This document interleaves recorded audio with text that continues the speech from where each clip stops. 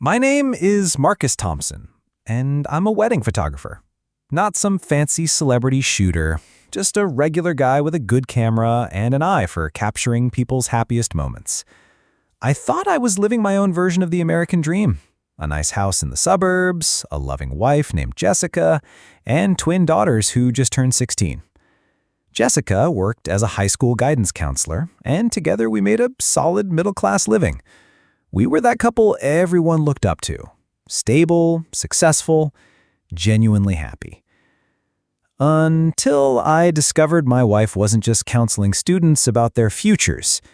She was creating futures with one of them. It started 3 months ago, when I was editing photos from the Morrison wedding. I always leave my laptop open at home, and Jessica sometimes browses through my work. She loves seeing the happy couples, the perfect moments frozen in time. But that night, I caught her looking at something else entirely. Social media profiles, specifically Instagram accounts of teenage boys. When I asked about it, she laughed it off, saying she was keeping tabs on her students to make sure they're staying out of trouble. Red flag number 1. But I trusted her.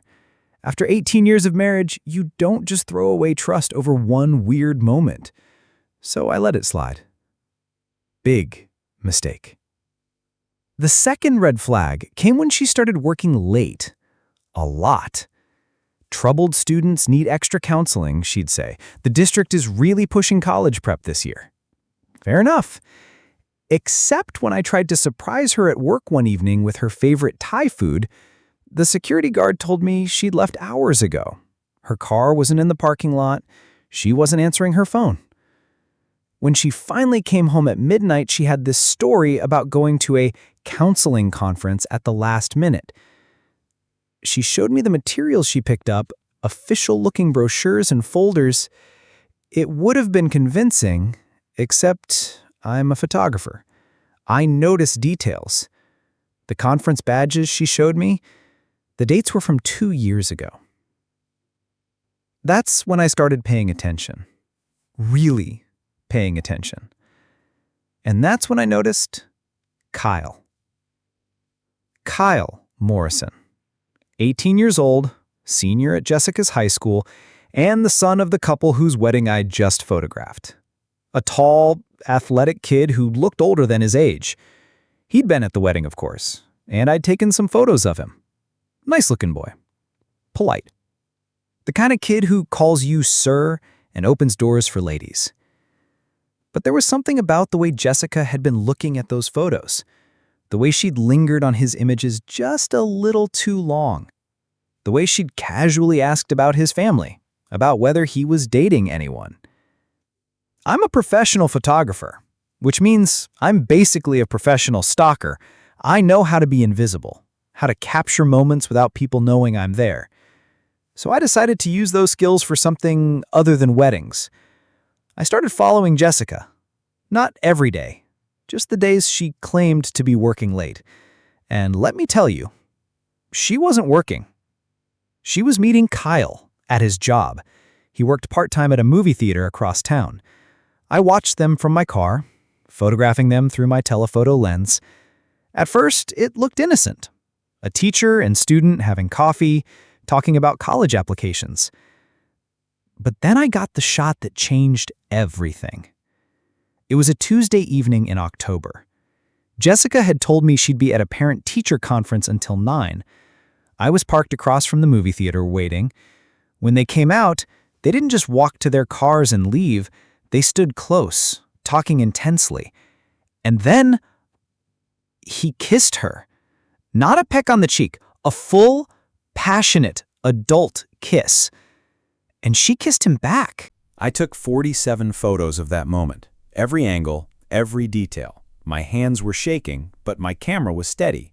Professional habit. That night, while Jessica slept beside me, I went through her phone. I know her password. It's our anniversary date, which felt like a slap in the face given what I'd just witnessed. What I found was worse than I'd imagined. Hundreds of messages between them.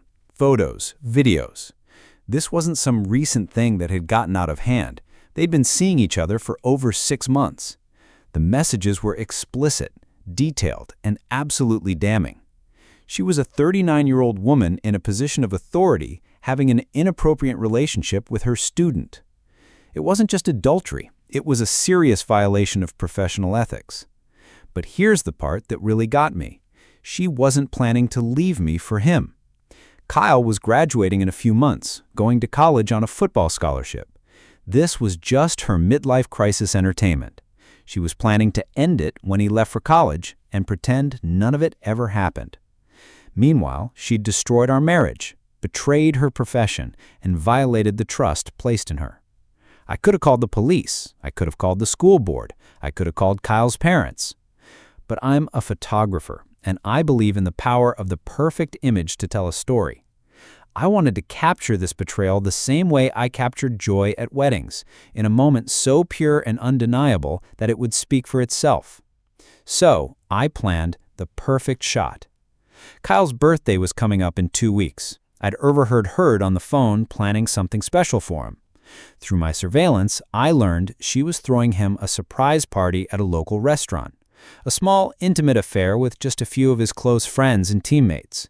She'd told me she was going to a work retreat that weekend. I called the restaurant, pretending to be Kyle's uncle who wanted to surprise him with a photographer to capture his special day. They were thrilled to help coordinate. I arrived early, set up my equipment, and waited. Jessica showed up at 7:30, looking absolutely radiant. She'd bought him expensive gifts, a watch, designer clothes, things that would have cost her hundreds of dollars. Money from our joint account. She looked like a woman in love, not someone violating professional boundaries. Kyle arrived right on time, genuinely surprised and thrilled. His friends were there, his teammates, even a few other students from school. It looked like any normal birthday party, except for the married woman who was clearly the host, paying for everything, acting inappropriately affectionate. I took pictures the entire night, candid shots of them together, her hand on his arm, him feeding her cake, the two of them stealing glances when they thought no one was looking. I captured every moment of their inappropriate celebration. But the shot I was really waiting for came at the end of the night. After the other kids left, Jessica and Kyle were alone at their table. She pulled out one final gift, a small velvet box. Inside was a key, a hotel room key. She leaned across the table and whispered something in his ear. He grinned and nodded. That's when I got my masterpiece, the shot that would end her career and possibly result in serious consequences. Jessica Thornfield Thompson, guidance counselor at Jefferson High School, handing a hotel room key to her student on her birthday while wearing her wedding ring. I had everything I needed, but I didn't want to just destroy Jessica. I wanted to expose the truth in a way that would protect Kyle and make sure this never happened to another student. The next day was Monday. Jessica went to work like nothing had happened, same as always. She came home that evening and asked about my day, kissed me hello, helped our daughters with their homework, the perfect wife and mother living a double life. But while she was at work, I had been busy. I'd created a professional photo exhibition, not in some fancy gallery, in the lobby of Jefferson High School. I'd called the principal, introduced myself as a local photographer, and offered to create a display about the real lives of our educators for Parent-Teacher Conference Week. The principal loved the idea. I spent the entire day setting up, large professional prints mounted on elegant display boards. The title of the exhibition was Behind the Scenes, the Dedication of Our Teachers. Each display board featured photos of different teachers going above and beyond, staying late to help students, volunteering at school events, genuinely caring about their kids' futures. And then, in the center of the display, was Jessica's board. It started innocent enough. Photos of her at school, in her office, looking professional and caring. The headline read, Mrs. Thompson, going the extra mile for student success. But as you moved through the display, the photos told a different story. Jessica and Kyle at the coffee shop, Jessica and Kyle at the movie theater, Jessica and Kyle kissing in the parking lot, and finally the birthday party photos, culminating in the hotel key handoff. The final photo was a close-up of her hand, wearing her wedding ring, placing that key in Kyle's palm. At the bottom of the display, in small professional lettering, was this caption: "Sometimes educators cross boundaries they shouldn't. This is a reminder that protecting our children is everyone's responsibility." I'd also included QR codes that linked to a private website where parents and school officials could view the complete evidence, including the text messages I'd screenshotted. Parent-teacher conferences started at 6 p.m. By 6:15, there was a crowd around Jessica's display. By 6:30, the police had been called. By 7, Jessica was being escorted out of the school in handcuffs. The local news picked up the story that night. High school counselor arrested for inappropriate relationship with student. The photos from my exhibition were everywhere, on the news, on social media, in the newspapers. But here's the part I'm most proud of. I'd protected Kyle. None of the photos showed his face clearly. The news reports identified him only as an 18-year-old student. I'd made sure that when this story went viral, and it did go viral, Kyle's future wouldn't be destroyed along with Jessica's. Jessica was charged with abuse of authority, contributing to the delinquency of a minor, and several other felonies. She lost her job, her teaching license, and her freedom. Kyle graduated quietly and went to college as planned. Our daughters moved in with my sister while I figured out how to rebuild our family's life. The photo exhibition became famous in our state. Other districts used it as training material for recognizing inappropriate relationships.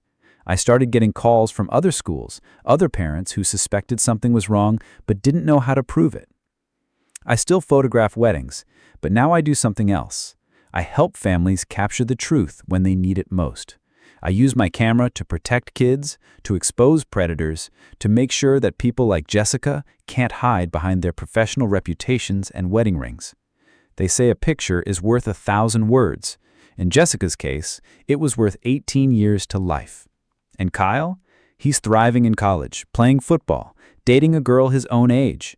He sends me a Christmas card every year, not because we're friends, but because he knows I saved him from something that could have destroyed his future. That's the power of the perfect shot. It doesn't just capture a moment, it changes everything that comes after.